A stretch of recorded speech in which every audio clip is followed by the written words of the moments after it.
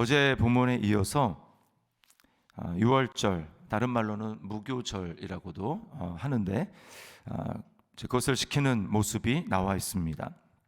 13절에 보니까 둘째 달 이렇게 얘기를 합니다. 둘째 달. 원래 6월절은 첫째 달 14일부터 21일까지 지키게 돼 있는데 왜 둘째 달에 지키냐면 이제 어제 본문에 뭐라고 얘기했냐면 제사장들과 레위인들 성결하게 한 그들의 인원이 워낙 부족했기 때문이다 이렇게 이야기를 했어요.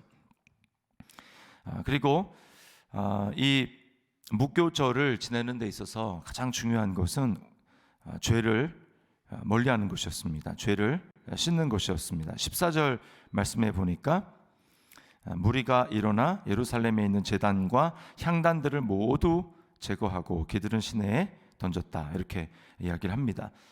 이전 이제 아버지였던 아하스가 우상을 많이 섬겼기 때문에 성전뿐만 아니라 예루살렘 그 도시 안에도 곳곳에 우상 숭배 흔적들이 많이 있었어요. 그것들을 다 제거했습니다.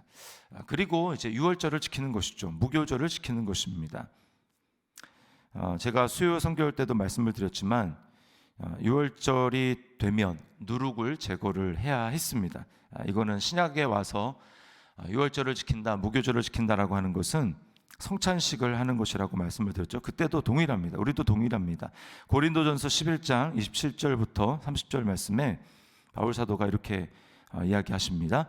그러므로 누구든지 주의 떡이나 잔을 합당하지 않게 먹고 마시는 자는 주의 몸과 피에 대하여 죄를 짓는 것이니라.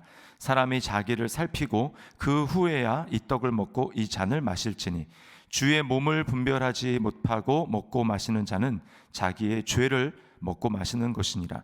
그러므로 너희 중에 약한 자와 병든 자가 많고 잠자는 자도 적지 아니하니 이렇게 이야기를 합니다. 고린도 교회 안에 약한 자, 병든 자, 또 죽은 사람이 많이 있었는데 그 이유가 뭐냐? 하나님의 징계 때문이라는 것입니다. 죄를 지어서 그들이 성찬식을 할 때에 주님의 만찬을 하는데 차별이 있었어요. 특별히 우리가 죄를 생각할 때에 주님의 몸을 또 주님의 피를 대하는 성찬식을 대할 때의 죄가 개인적인 죄도 있지만 공동체적인 죄가 있는 것입니다. 그래서 성찬식을 하기 전에 항상 먼저 회개하는 기도를 하지 않습니까? 특별히 공동체적인 죄는 공동체가 하나 되지 못한 그것을 회개하는 것입니다. 고린도 교회에는 부자들이 있었고 가난한 자들이 있었고 차별이 있었는데 부자들은 일을 열심히 하지 않아도 되니까 일찍 모이는 것이죠. 일찍 모여서 가난한 자들, 노예들도 있었겠죠. 그들이 일을 한 다음에 늦게 이제 오게 되는 것입니다. 그러니까 부자들이 먼저 모인 사람들이 모여서 자기들끼리 성찬식을 하는 거예요. 자기들끼리 이제 배부르게 먹는 것입니다. 그럼 나중에 온 사람들이 얼마나 무안하겠습니까? 귀하게 여김을 받지 못하게 되는 것이죠.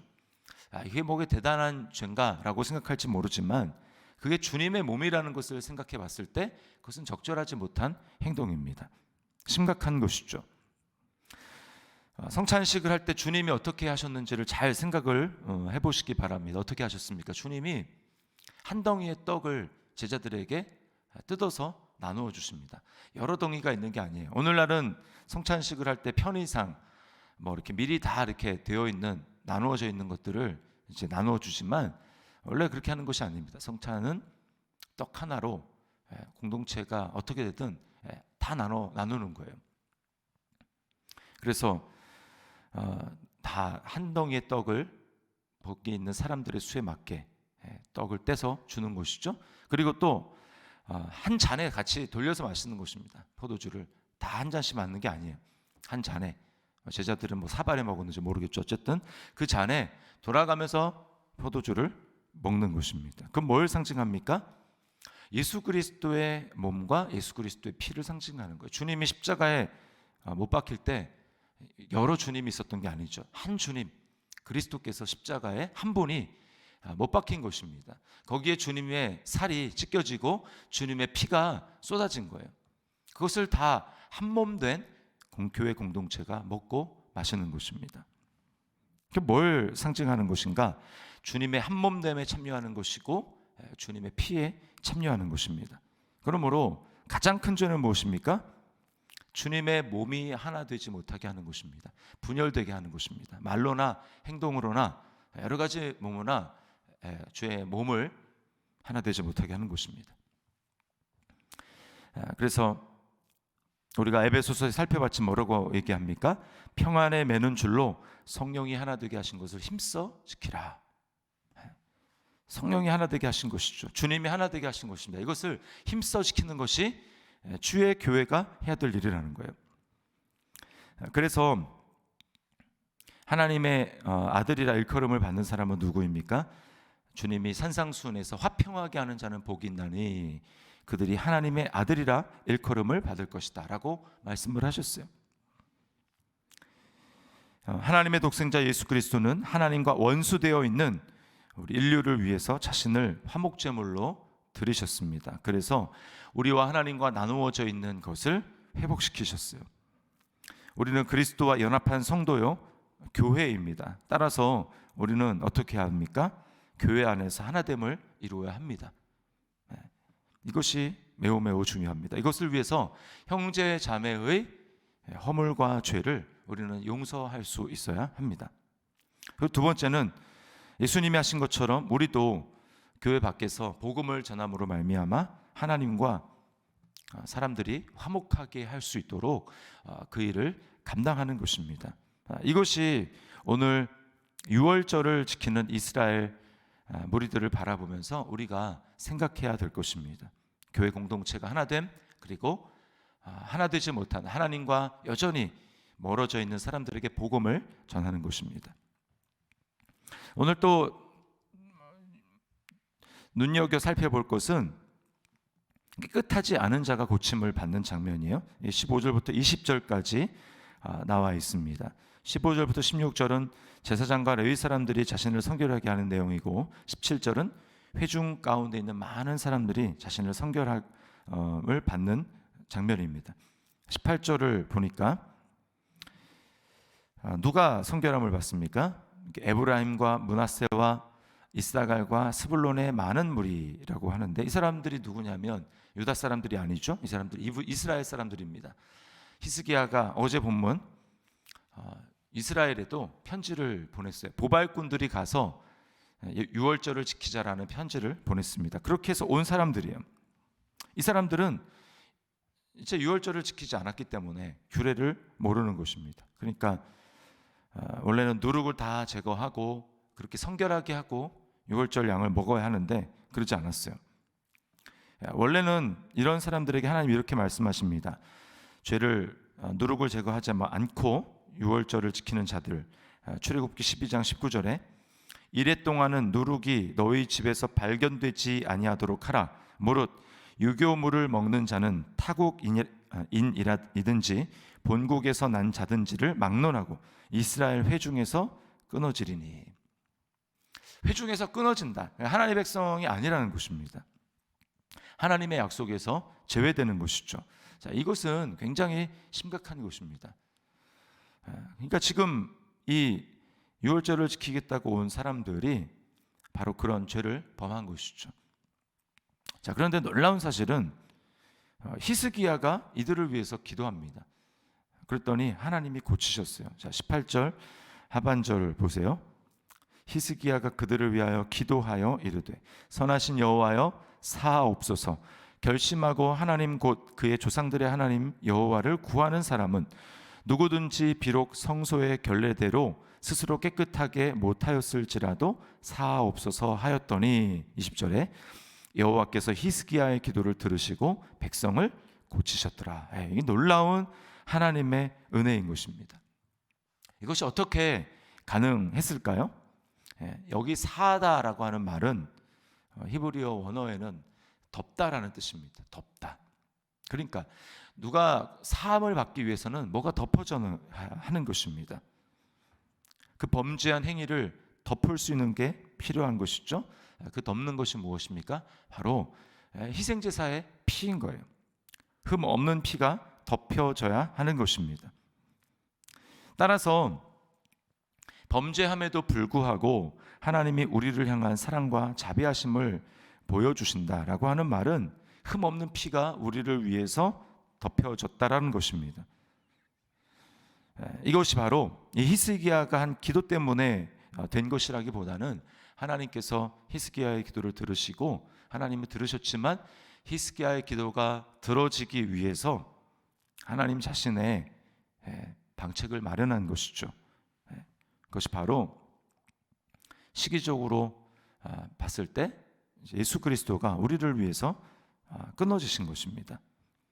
하나님은 시간을 초월하신 분이죠. 그래서 구약이라 할지라도 하나님은 이제 희생 제사를 통해서 이스라엘 백성들을 용서하시는데 여기 히스기야의 기도를 하나님이 들으시고 그냥 없는 것으로 용서하신 것은 사실은 하나님의 본성에 위배되는 것입니다. 말씀에 어긋나는 것입니다.